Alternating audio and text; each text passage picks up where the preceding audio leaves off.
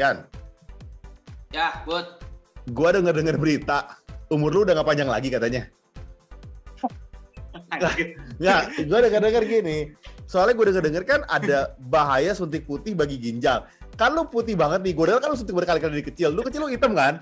Lu suntik jadi putih. Gue denger karena terlalu berlebihan, eksesif. Kan lu sehitam gue sebenarnya nih. Lu karena eksesif, umur lu gak panjang setahu gue. Jadi gue tanya, maksud gue lu cerita deh, maksud gue di umur lu yang udah gak panjang lagi, lu boleh cerita nih, sebenarnya teman-teman suntik putih tuh boleh atau enggak, bahayanya apa, dan lu kasih tahu umur lu sekarang berapa, kira-kira berapa bulan lagi menurut prediksi dokter lu akan bertahan. Maksud gue cerita itu aja. Lu kira gue Michael Jackson? By the way, Michael Jackson disuntik putih ya? Oh enggak, kalau itu kasus beda lagi. Ya oke. Sekarang lu mau cerita dari mana? Dari persiapan lu menuju hari terakhir atau dari mana? Cerita dulu. Oh ya, cerita. Bebas, gua kasih kesempatan hari ini. Jadi alasan utama kenapa topik ini yang kita pilih Bud ya. Jadi gue waktu itu lagi dengan stasiun Kandipo. Okay. Kita ada konsultasi online juga kan. Karena itu ada pendengar yang bertanya gitu. Karena yang dia ketahui adalah suntik putih itu kan tren banget di kalangan para wanita, para lady. Benar nggak? Betul. Ya. Jadi karena memang beberapa dari mereka merasakan manfaatnya, terus di-share ke teman-temannya. Ya siapa sih perempuan yang nggak mau putih? Lah, gue yang hitam aja mau kok sebenarnya. Cuma duitnya nggak ada aja. Cuma jujur kalau buat lu, gue rasa nggak akan efektif gitu. Mending lu suntik dempul. Karena terlalu gelap ya. Udah nggak ada efeknya. Iya. Atau enggak kalau kayak Joaquin Phoenix misalnya gitu kan, di makeup putih jadi Joker, lalu bisa lah kayak gitu. Ya. Nah, terus dia mempertanyakan. Jadi karena booming dan trending, ujung-ujungnya ternyata ya tentu saja ya pasti ada efek sampingnya gitu ya. Yang diketahui orang adalah efek sampingnya ternyata ke ginjal. Nah, atau enggak gitu. Nah di sini di episode ini gue pengen ngebahas tentang sebenarnya suntik putih itu apa gitu. Karena orang dibayangkan kan apakah benar seinstan itu gitu, atau berapa kali perawatan dan gimana efeknya. Dan ceritain juga kondisi ginjal lu sekarang gimana. Kan pengalaman langsung, jadi gampang maksud gua. Lu kasih tahu mungkin berfungsi tinggal 20%, lu boleh cerita lah. Atau lu sekarang makannya udah nggak bisa cuci darah gitu, cerita boleh aja, nggak apa-apa. Ginjal kiri sih udah nggak ada buat iPhone, ginjal kiri buat ginjal kanan buat MacBook. Jadi gua agak susah juga gitu untuk bisa menceritakan. Karena udah nggak ada fungsi ginjal ya sudah ya. Oke ya, mari kita mulai dari sebetulnya apa itu suntik putih dan apakah itu benar? Maksud gua, let's say pigmentnya memang kulitnya gelap gitu ya, kan ada orang-orang kulit gelap ya gitu. Gua juga kulitnya agak gelap dari dulu. Jadi maksud gua, apakah bisa benar-benar orang suntik putih dan disuntik semuanya putih gitu? Kan orang kalau make up ya harus diakui, misalnya make up gitu ya. Kita misalnya perform di TV gitu ya kadang-kadang ya. Orang make up gitu kan sampai leher, karena kalau enggak ininya putih lehernya hitam kan jadi lucu. Jadi kan make up. Pertanyaan gua, suntik putih itu apakah bisa semuanya dan gimana cara kerja suntik putih? Oke, Bu. Jadi begini. Pertama, yang mesti diketahui pertama-tama, suntik putih itu sebenarnya adalah suntik vitamin C. Ya. Gitu. Kadang-kadang selain vitamin C kita juga memberikan zat kolagen. Jadi ada kandungan yang tergantung dari obat yang digunakan. Oke.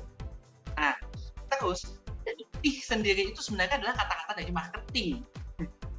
Oke, sebetulnya nggak ada tuh. Nah, benar kata lu, Bud. Jadi kulit kita kan ditentukan oleh pigmen kita, ya. Tapi mungkin bisa gue ganti kata-kata putih itu sebenarnya cerah.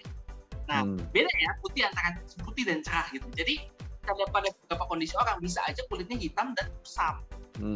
Bisa jadi putih tapi kusam. Oke, I see. Gitu. Nah, udah kusam jelek hidup nih di depan gue. Jadi sobat Teti kalau mau lihat contohnya lihat. Nah, jadi gue dulu adalah orang yang target market dari suntik putih ini kan sebenarnya kan. Gue ini kan sebenarnya. Betul, sayangnya lu pelit. Nah, jadi marketingnya itu mental, nggak mungkin kena gitu. Terus ya. Nah, jadi tujuan dari suntik vitamin C plus kolagen ini sebenarnya adalah untuk mencerahkan warna kulit. Nah, nggak bisa nih dengan seseorang yang udah pigmen warnanya memang udah gelap, ya kita harapkan belum bisa berubah drastis menjadi putih, gitu. Tapi kita bisa bikin kulitnya menjadi lebih cerah, lebih bersinar, dan mungkin bisa menghilangkan sedikit, walaupun nggak semua ya, kerutannya, terus bikin kulit juga terasa lebih apa ya namanya? kenyal gitu loh. Tahu nggak, Bud? Jadi kadang-kadang kan pada orang-orang tua yang mungkin nggak merawat kulitnya juga kan terasa ya kulitnya itu lebih keriput, lebih kasar. Jaga kesehatan kulit kita, diharapkan kulit kita tuh tetap seperti kalau istilah orang tuh kayak pantat. Iya. I see. Nah, Yan. Oke, sekarang pertanyaan gue begini, berarti kan topik kita adalah healthy hacks versus dokter kecantikan, gitu kan? Lu ingin membantai dokter kecantikan kan? Maksud gue gitu. Berarti lu ingin menyerang semua kolega-kolega kita dong yang udah di dokter kecantikan. Lu ya dong? Enggak. Lu mesti tahu kenapa. Ini gue berusaha menjelaskan praktek dokter kecantikan lo. Karena yang menjadi concern ya, Bud ya. Jadi kebanyakan orang itu pertama kalau kita di suatu klinik atau di suatu tim medis istilahnya, kita itu punya kewajiban. Ini yang benar ya, aku nggak bilang oknum ya.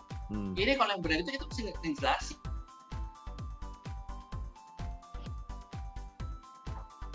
tentang waktu berapa lama misalnya. Oke. Nah, cuma itu juga melihat banyak oknum yang melakukan praktek suntik kecantikan, suntik putih, ya.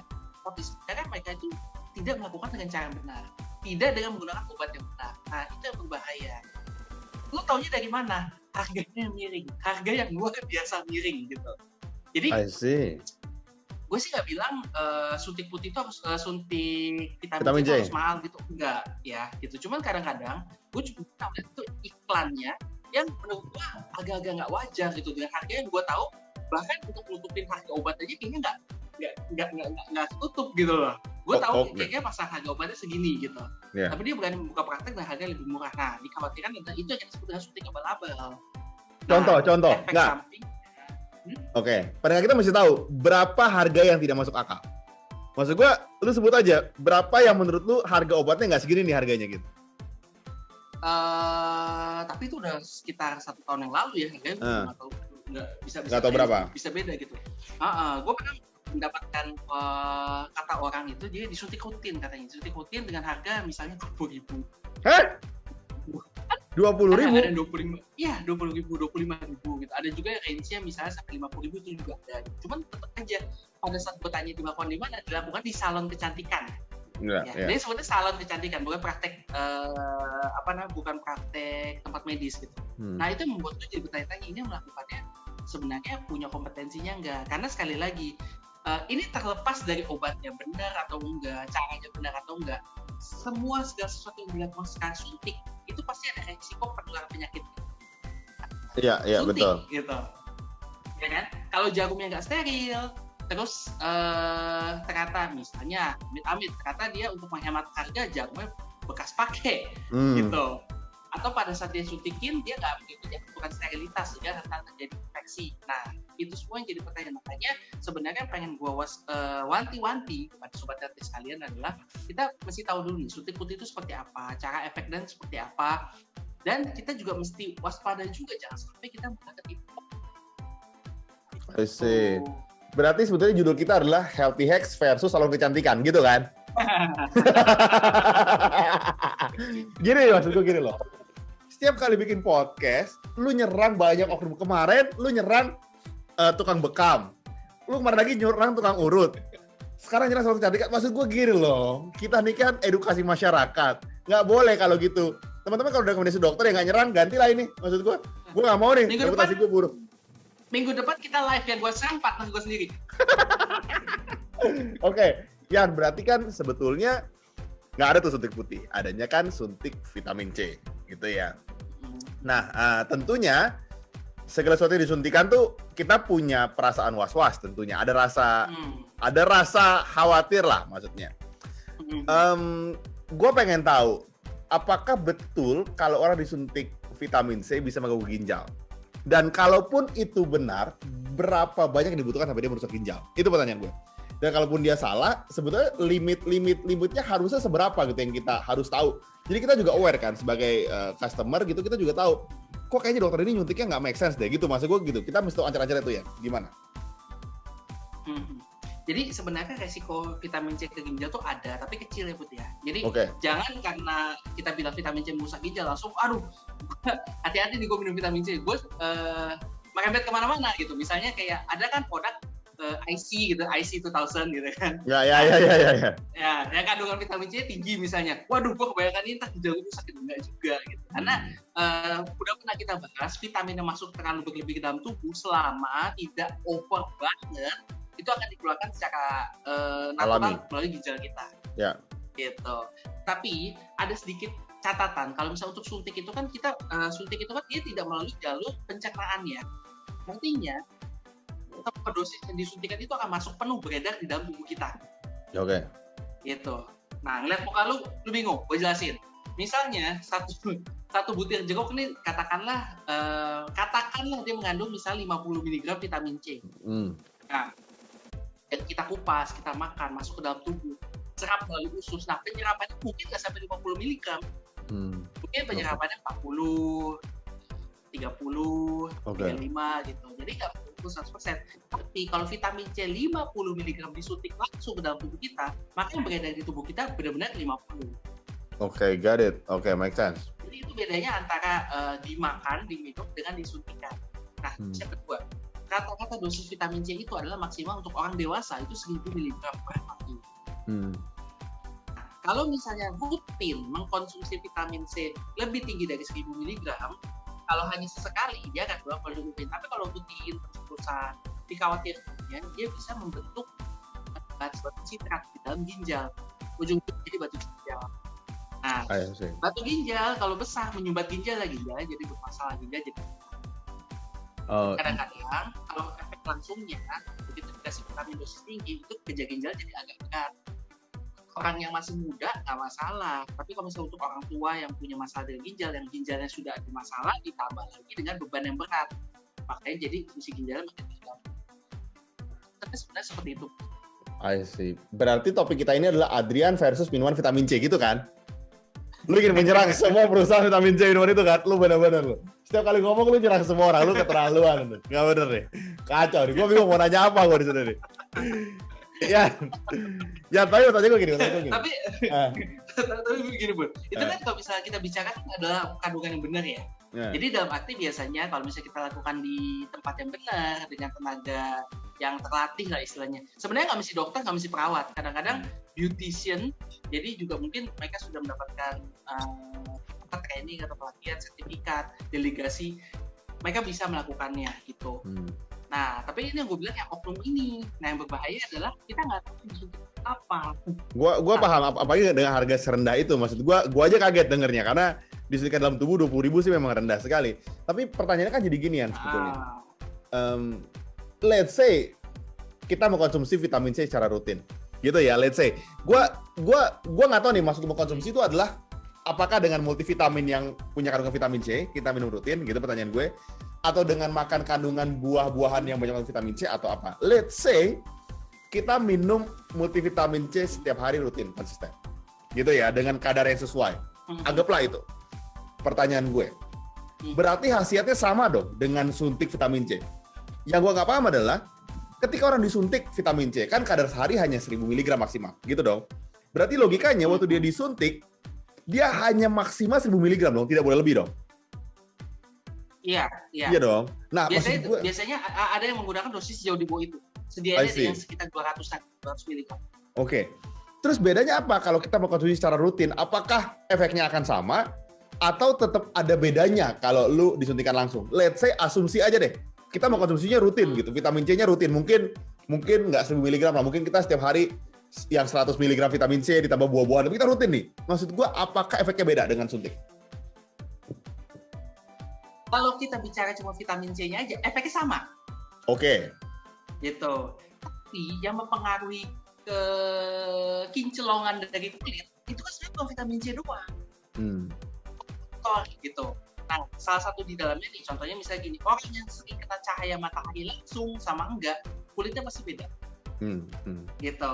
Nah, orang yang kena cahaya matahari langsung tidak menggunakan sunblock dibandingin orang pakai sunblock, itu juga pasti beda. Ya. Gitu. Jadi kalau misalnya pertanyaan lu, vitamin C itu satu-satu faktor. Nah, pada orang yang disuntik vitamin C untuk kecantikan, biasanya kandungannya bukan cuma vitamin C, tapi ada kolagennya juga. Tadi aku sebutkan. I see. kolagen itu sendiri sebenarnya penting untuk pembentuk jaringan pada kulit ya, sehingga kulit itu tetap elastis. Tapi yang tadi gue bilang supaya pantat bayi gitu. Yeah. Nah, jadi itu salah satu keunggulan kenapa sampai saat itu tetap dilakukan vitamin C untuk kulit. Kita nggak bisa kita switch untuk makanan aja gitu. I see. Nah, berhubung gua pelit, kasih tahu gua makan apa yang mengandung kolagen coba. Karena gua nggak ingin disuntik gua sih. Gua pengen mengganti itu vitamin C dengan makanan konsumsi langsung. Coba, ayo. Lu percaya atau enggak ya? Sebenarnya sumber kolagen itu gampang banget didapetin, tapi gua nggak yakin semua orang makan itu. I see. Apa nih? Penasaran gue. Kulit ayam. Kulit ayam? Kulit ayam. Kolagen ada di dalam kulit. Otomatis yang dapetinnya gimana? Konsumsi kulit. Tapi kan kulitnya ada yang nggak sehat ya dong, lemaknya dan teman-teman dong. Nah, itu dia. Jadi sebenarnya kalau misal lu tanya kandungan kolagen di dalam kulit itu banyak banget, tinggi banget. Tapi kita mesti ngeliat efek samping lainnya. Dia mengandung lemak juga, dia juga bisa kalau misalnya untuk orang yang diet kulit tuh kalorinya banyak banget karena banyak lemak juga gitu kan ujung-ujungnya kan. Jadi sebenarnya nggak terlalu bagus. Saran gue sebenarnya gizi berimbang itu cukup. Kalau misalnya kita makan dengan gizi berimbang itu biasanya sebenarnya udah cukup untuk untuk tubuh kita. Tapi ada beberapa kandungan makanan yang lebih tinggi kolagen. Satu tadi udah gue sebut ya kulit ayam. Yang kedua kaldu. Kaldu, I see. Kuah kaldu. Terus yang ketiga daging. Biasanya sih daging ikan, daging putih. Jadi daging ayam, daging ikan. Nah itu biasanya itu mengandung kolagen dan nilai juga tinggi. Kalau misal untuk daging nabatinya, biji-bijian atau kacang-kacangan juga itu mengandung kolagen. Gitu. Tapi seperti yang tadi gue bilang, asupan doang nggak akan cukup kalau misalnya perawatan kulit itu nggak maksimal. Sebenarnya sih nggak mesti perawatan yang benar totalitas kayak lu setiap beberapa hari sekali harus ke salon, harus ke klinik untuk perawatan, nggak juga gitu. Tapi ya itu tadi, hindari cahaya matahari langsung ya kan. Kalau misal kulitnya memang cenderung kering karena cuaca lagi panas, gunakan pelembab atau lotion. Jadi tindakan untuk merawat kulit itu banyak, jangan lu terfokus cuma hal aja. I see. Berarti kan topik kita adalah lu menyerang orang-orang yang bekerja lapangan gitu ya. Lu bilang bahwa kulit mereka jelek-jelek, lu mesti keterlaluan. Lu sih marah. Gue bilang, wah nggak bener nih. Lu berarti mau bilang bahwa orang-orang kerja lapangan tuh tidak berguna, kulitnya jelek-jelek gitu maksudnya kan? Wah lu parah banget lu. Minggu depan Healthy Hacks versus musisi live. Ya tapi gue pengen nanya ini. Ini benar nggak? Maksud gue orang kena kanker kulit karena mereka berjemur di bawah matahari sangat lama. Itu betul nggak? Atau itu mitos atau emang itu betul? Betul. Sinar matahari itu termasuk salah satu faktor penyebab penyakit kulit, kanker kulit. I see. Gitu. Jadi kalau misalnya dari cara lu ngomong kan seolah kalau kena sinar matahari itu pasti kanker gitu. Enggak juga gitu. Kanker itu lebih terjadi kalau misal paparan sinar mataharinya itu lebih sering terkena. I see. Ibaratnya kayak lu kena cahaya matahari 8 jam sehari, lu kena cahaya matahari 2 jam sehari, 4 jam sehari, 8 jam sehari, tentu resikonya gede 8 jam gitu. Tapi pasti kena kanker nggak? Tentu. I see, karena ada banyak faktornya ya. Tapi maksud gua pakai jaket dan segala macam tuh membantu kan ya, maksud gua helm dan full face itu membantu kita terhindar dari sinar matahari langsung kan sebetulnya. Iya. Jadi yang masih dihindari itu memang direct kontaknya gitu, bukan panasnya ya. Iya. Jadi kalau lu ketutup sebenarnya baik-baik aja gitu. Cuman susah juga ya kalau misalnya menggunakan jaket, sarung tangan, full cover di saat yang siang hari bolong itu tetap juga gitu. Iya. Juga gitu. Nah, saran gue sih kalau memang ternyata lu melakukan suatu aktivitas yang tidak bisa dihindarkan, lu mesti ada paparan sinar matahari, wajib banget pakai sunblock.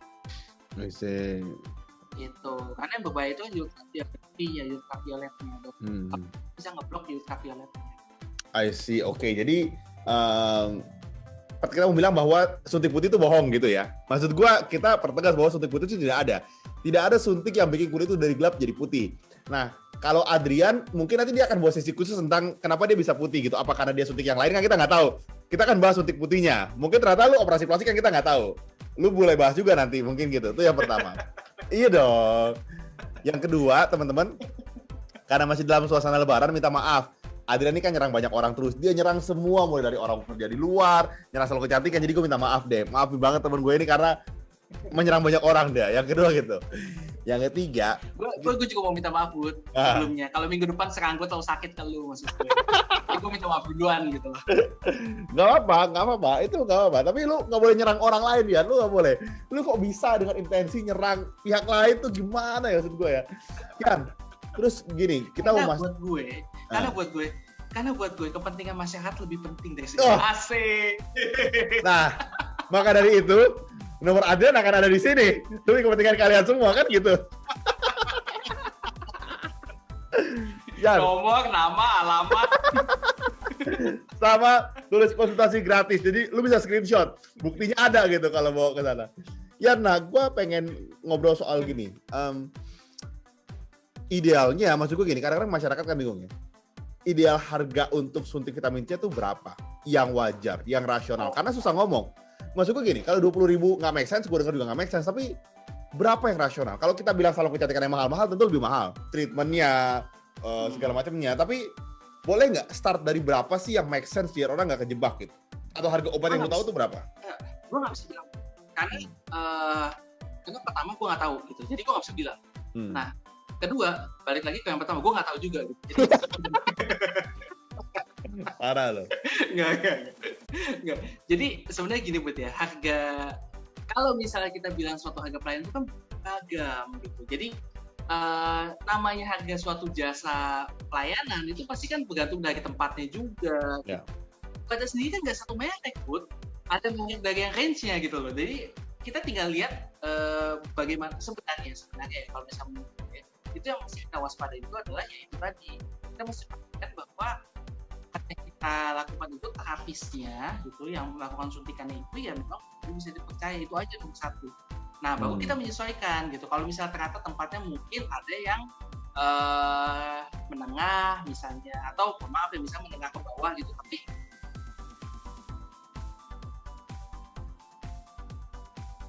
dia memang lisensi untuk kecantikan gitu kan, bisa aja gitu dia misalnya menemukan suatu distributor yang bagus, misalnya sewa tempatnya juga murah, jadi gue nggak bisa menjatuhkan juga gitu. Yang mesti gue wanti-wanti adalah sih pastikan dulu praktis itu benar gitu, bukan adalah oknum. I see, oke. Okay. Itu nanti menyesuaikan. Jadi teman-teman, kalau teman-teman bedain oknum sama enggak, perhatiin Adrian ngomong aja. Nah tiba-tiba kayak gini oknum nih biasanya nih. Jadi kalau merasa dia gesturnya baik, positif, itu oknum biasanya. Jadi lu lihat Adrian baik-baik, tipe muka gini, tipe kenapa? Kalau misal udah datang ke tempat praktek, ketemu sama yang mau nyuntiknya, tiba-tiba mukanya di blur, mungkin itu juga oknum biasanya. Jadi teman-teman, kita katain Senin dan Kamis, kita akan memberikan banyak info kesehatan tentunya dari yang berupa hoax atau misalnya hal-hal yang harusnya kalian salah nih bahkan ya. Jadi pantengin terus kita, tonton video kita dan share juga ke teman-teman kita, ke teman-teman kalian juga supaya kalian bisa dapat informasi yang benar tentang kesehatan. Jadi sampai sini aja, sampai jumpa di episode selanjutnya. Stay healthy and stay alive. Bye-bye.